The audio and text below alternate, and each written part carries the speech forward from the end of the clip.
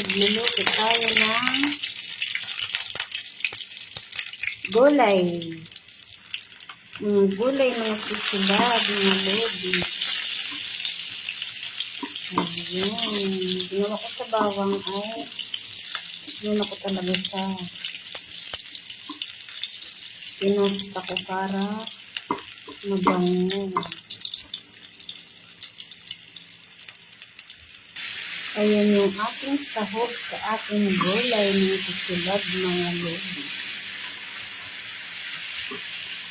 Yummy, yummy.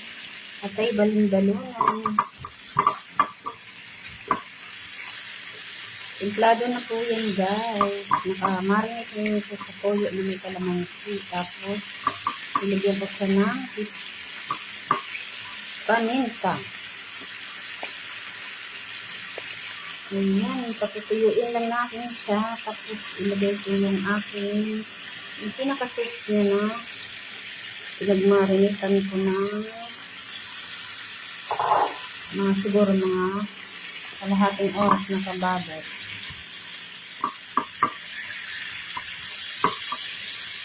Patuyuin ko lang siya ng konti bago ko ilagay yung ating gulay.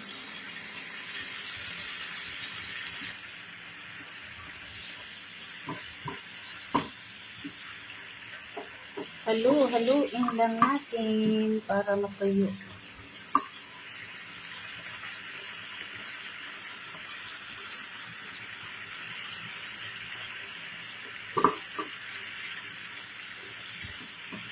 Patuyuin pa natin ng konti. Pag natuyo na kasi siya, ayan, bago ko ilagay yung gulay. Patuyuin ko siya ng konti kasi.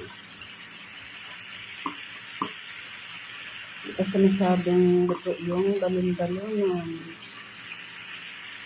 Yung atay kasi madali lang siya maluto. Ayan, natuyo na siya. So, lalagyan na natin yung ating gulay. Ayan, sarap kasi yung gamit ko na guys ng sura niya. Sa adobo, kahit anong adobo, manok or kapoy. Ito yung sarap yung gamit ko siya. Maging ganito na yung kanyang kulay.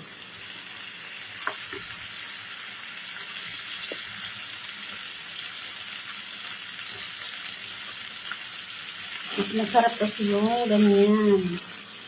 Patutuyuin kasi mas lalong sasarap ang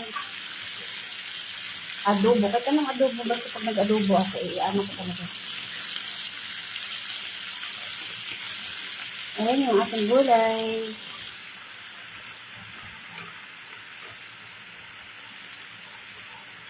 Dali lang tumaluto mga sisilab, mga lodi yung ating gulay. Kaya tatakpan ko muna. Ayan, madali lang siya maluto. Ayan na, mga sisilab. Luto na yung ating gulay.